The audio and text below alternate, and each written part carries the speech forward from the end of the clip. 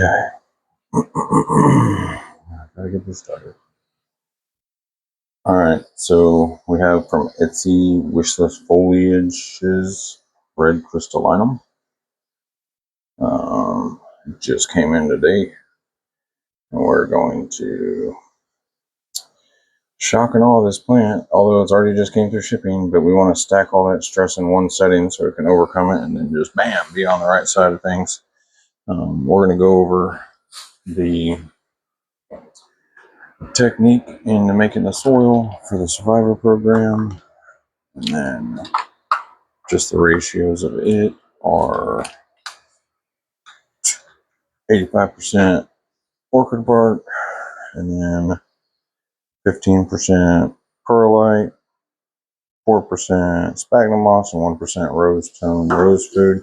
I know that equals 105%, but that's what we give is 105%. We had a little bit of a thing happen today with the rest of the delivery, which is kind of depressing, but this one looks like it is definitely salvageable, so we're going to try to do that. So I will show you the mixture now. Put that out of the way. Move this beautiful plant back up here, and then we'll go with Orchid bark, which is what's like that. We're going to do 8.5 cups of that to be able to measure our mixture. The flat cup. You can use pretty much anything to measure this way. Be any size. It doesn't have to be a cup. You can do 8.5 of them, and then 1.5 of the perlite. You've got the ratio down for the mix. And we'll be putting it in a 6-inch pot, which is kind of large for this one, but that will be okay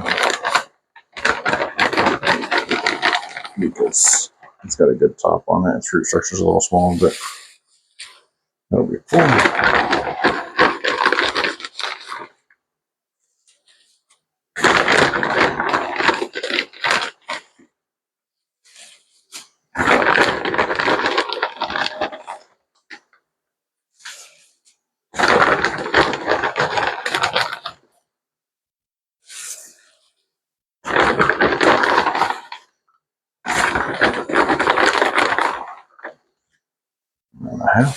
That's 8.5. Makes quite a lot, but actually 6-inch pots holds more than you think. Actually, it will probably be more than I need, but I can save it because there's not like dirt in it, so there's not going to be a lot of mold, or there's not going to be any mold. But unlike dirt will. It'll just go bad. It always grabs moisture, and I wouldn't save dirt personally, but I don't use it very often. So that's 1.5. So you're at 100% right there. Let's add our 5% extra. Really kicks this off.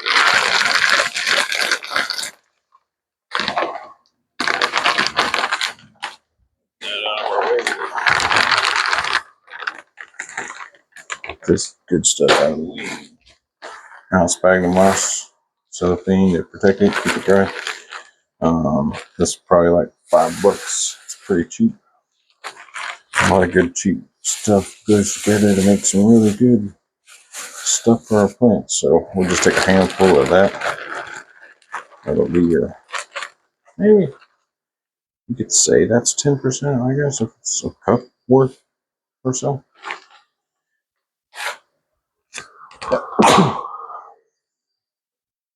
I call it 4%. So because we're gonna break it down. I'm actually gonna break it down first so I can make sure it gets nice and small. We don't want big clumps. We want fine stuff. We don't want huge areas holding water. And that's what this is for, is to add just a little bit of humidity to the soil, because it's such an airy soil when it's made like this that the roots can find water in it after a couple of days of it drying out, but they will also have plenty of space to get air through the roots, which is good for anthuriums. They need that air on the roots so they don't get mud roots or water roots, whatever you want to call them. And then they become stronger, healthier, more beautiful, because it's more like what they're used to, what they're made to grow on, which is trees. So we try to give it a tree-like environment, but keep the humidity high inside the pot without flooding the plant. That's the whole purpose.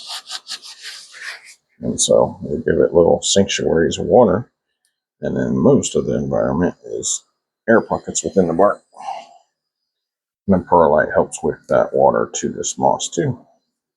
So perlite wicks the water away, and the perlite, and the sphagnum moss holds onto the water for it.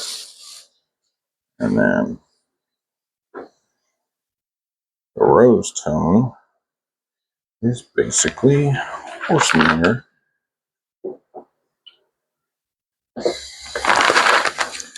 Basically horse manure. And you can tell by the smell of it that it is. And you just do a little dash of that. Just in here, a little dash. And put it in there so that it can find some nutrients. And when you water it, it'll continue to provide that. It's a slow feeding process. When you first do it, you don't need to add any nutrients to the water because of that rose tone. You let that do its thing, and the roots will break it down, and they love it. They love it. It does some good leaves, especially for the foliage plants. Even if it says rose tone, it's for flowers.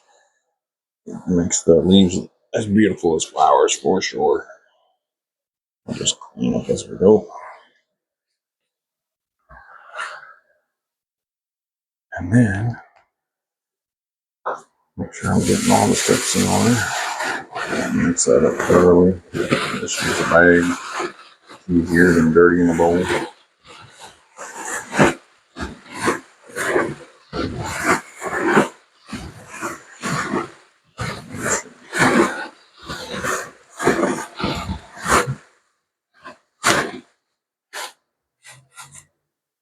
Going to go get some more materials for the rest of this because it is a traumatic experience to be introduced into the Survivor program. But it's all necessary and it's all been successful so far. Everything has rebounded amazingly and become more than it was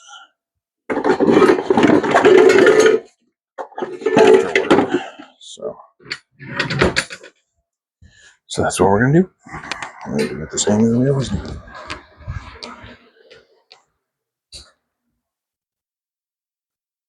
So for this watering, we're going to, water it in like we always do. But what I like to do, because I just use my own measurements most of the time.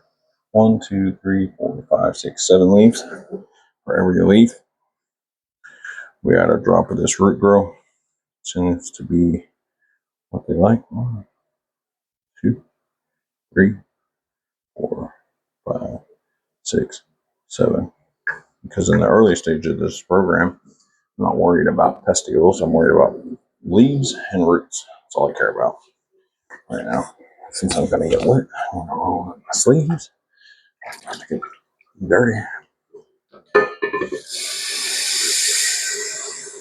And use some room temperature water. Turn down the heat on that.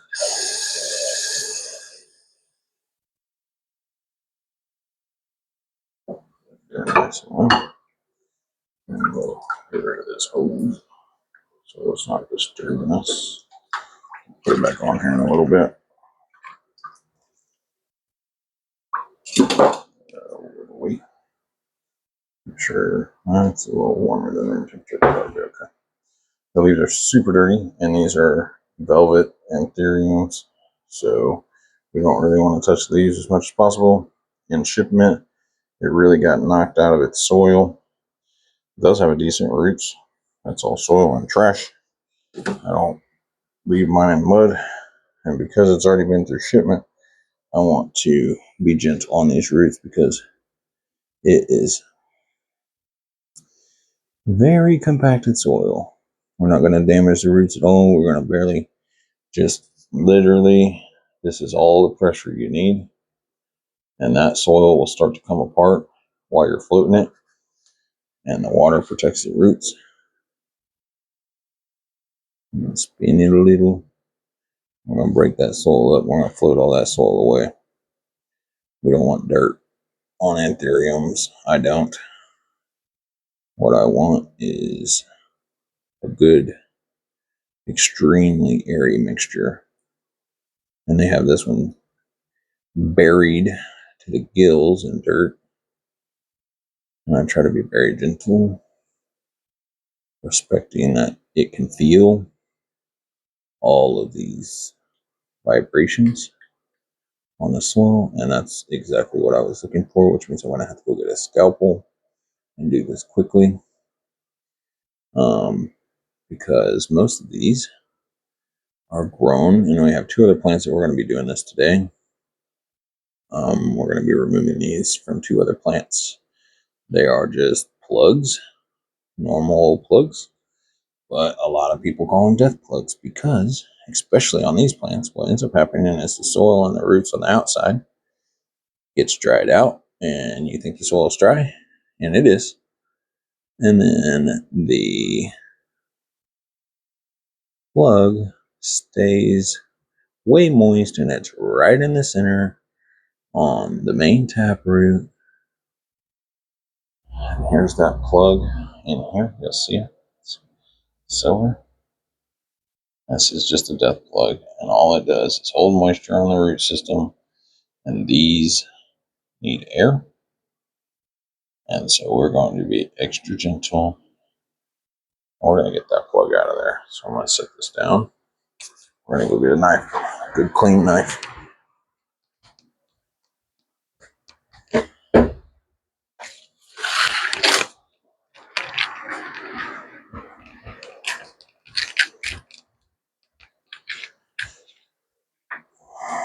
Nothing better than the sharpest blade you can find, which is an X-Acto knife. That way I can hit just that and not the roots. So I'll try to do this the right way. I mean, we're not going to try to do it the right way. We're going to do it the right way, but some people don't have X-Acto blades. I don't think they're very expensive, so.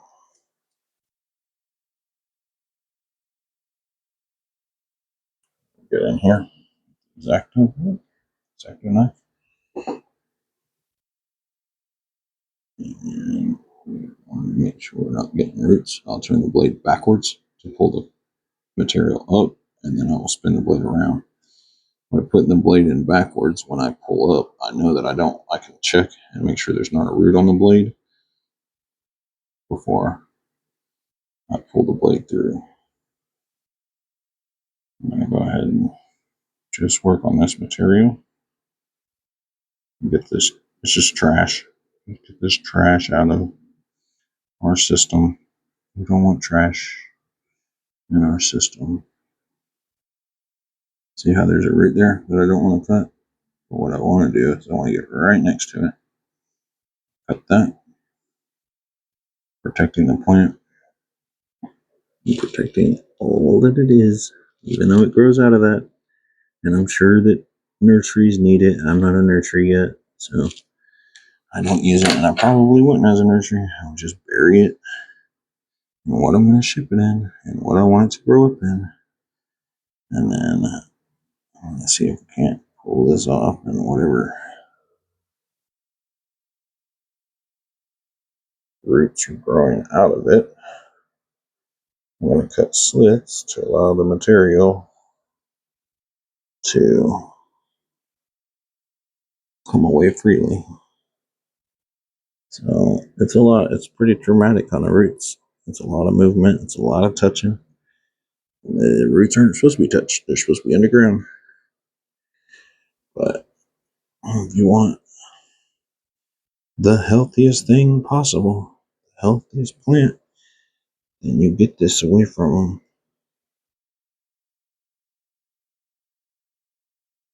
When you don't have to pop the roots off to get it, all you gotta do is cut slits in the fabric that release the roots. And you can save every single one of them if you're patient and methodical. You can save every single root. Be very gentle and kind. Just love on your plant a little bit there. Get the material out. Looks like that root did snap. Maybe you can't save all of them, but you can save most of them.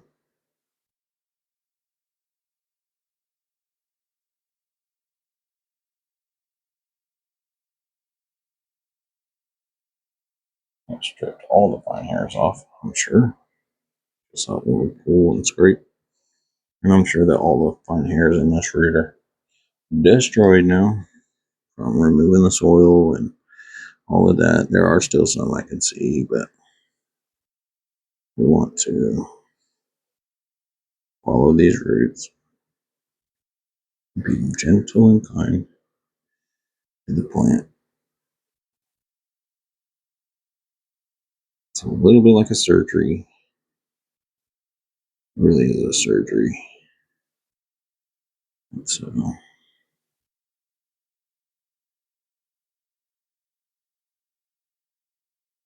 I'll be 100% transparent and honest about if a root broke or like this one is through there. We're going to save it, cut that out, and now that root's free.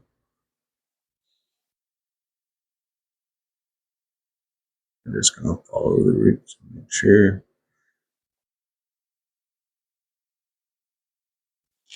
this root goes through. We're going to take a cut and the root up without cutting the root. Cut the material, cut the trash away, save the little baby root. Just keep at it.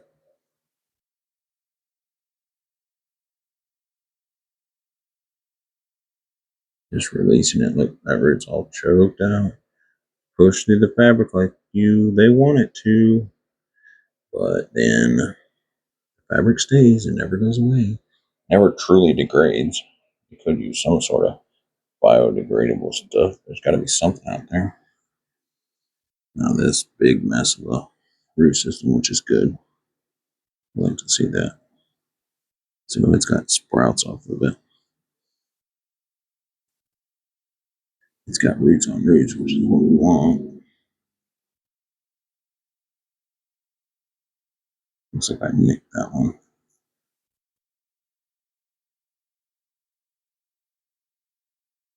Like that. See where we're at. We're still in there. It's like a turtle with a coat ring around its neck. I'm just going to search for more.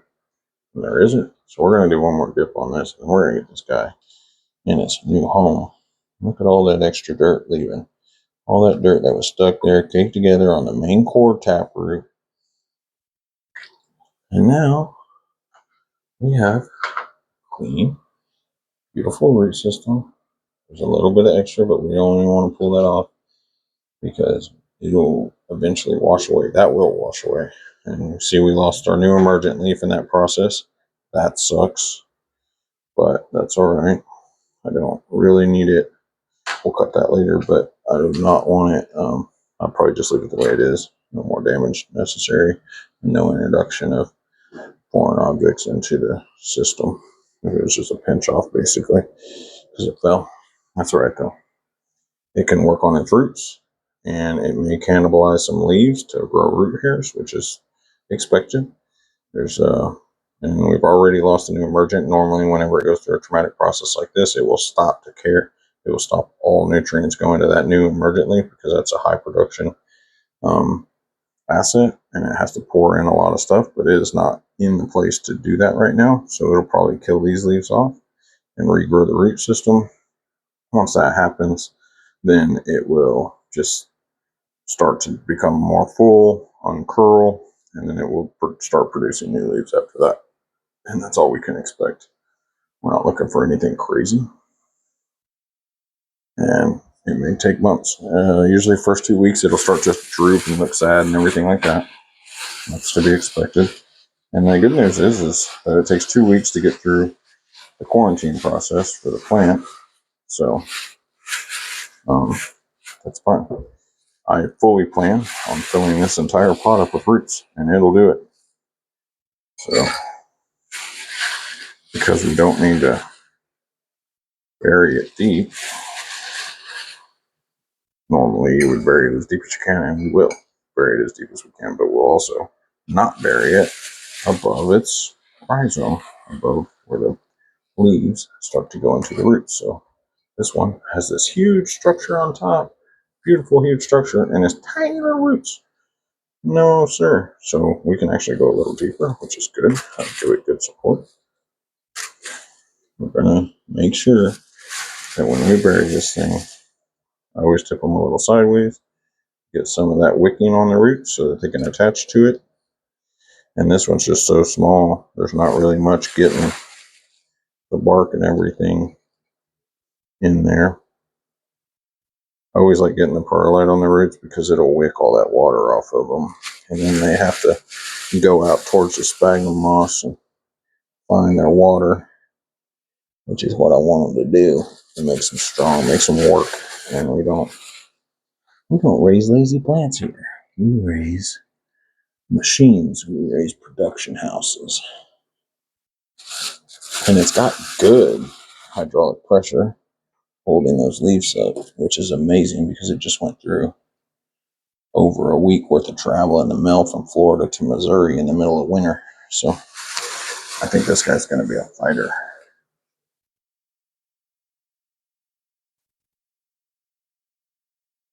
And those first 2 leaves are just so low on the root structure that they're just going to have to be involved with the soil just a little bit. But we got the major part out, and these might look like pops, but they're not. They're actually part of the big things. Or pups, or whatever you want to call them. I call them pops. Puppy pups. Okay, we are going to empty that. And we're going to water this thing in once it all gets clean. And we're going to take care of the leaves. So we got the bottom part all taken care of. I don't know how long that took, maybe 10 or 15 minutes. Plus the removal of the death plug. And then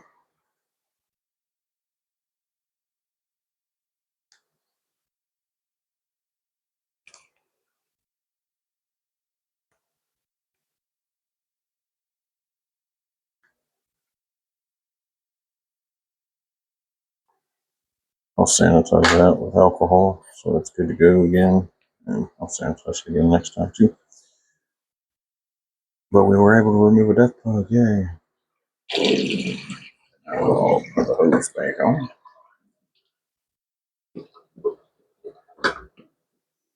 And then we will introduce this guy to what we call the list. And that is the quarantine zone, which has a 9-hour light cycle, which gives it a good heavy rest. It gives it a lot of nighttime to rest because it's going to need that in recovery. You don't want to initially introduce it to 12 hours right away. It will go to a 12-hour light cycle, which will make it flourish. But I'm not looking for flourish right now. I'm looking for health. So we'll put it on a 9-hour light cycle with diffuse lighting and a higher humidity because they like that. We won't make the humidity level so high that it can transpire too much through its leaves because I want it to work on its roots and not rely on its leaves.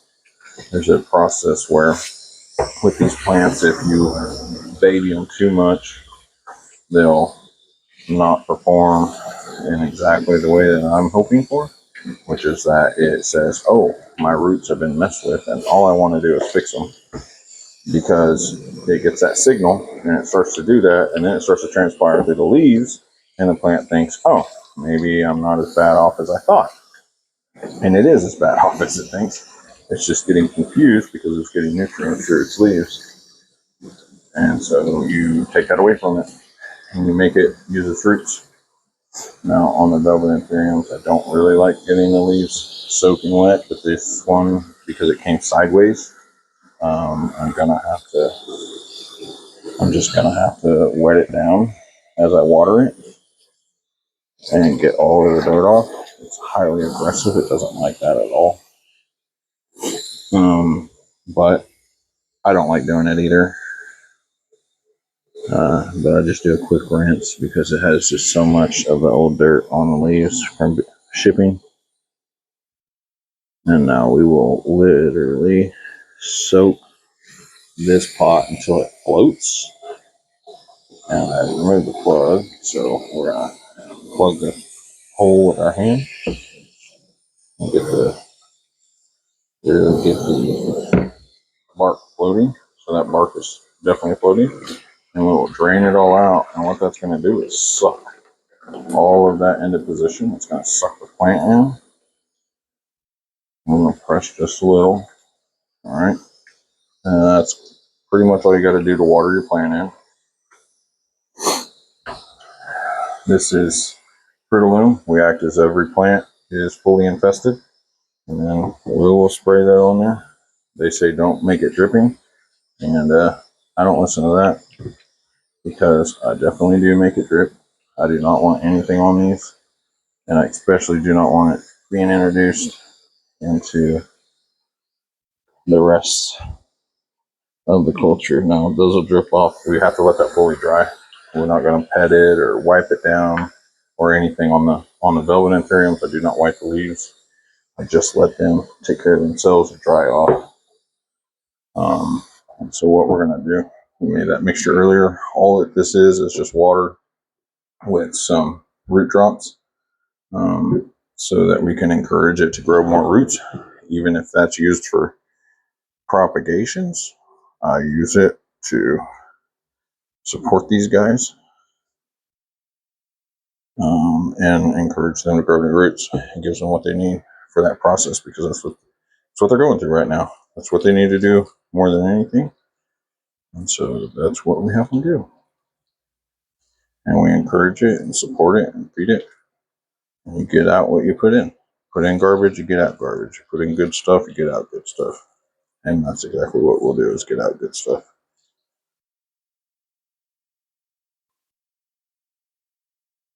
And because it's such an airy mixture, and it's going to drain all the way out, I'll just use every bit of it and get as many little nutrients in this soil as we can. It's got that rose food in there that I like so much. And then we'll grow it up. And it'll go into the chamber, but I will not put it in the chamber until all those leaves are completely dry. So it's going to sit here until it dries, and then we'll come back and I'll show you that it is dry and everything will be all cleaned up and nice. Thanks.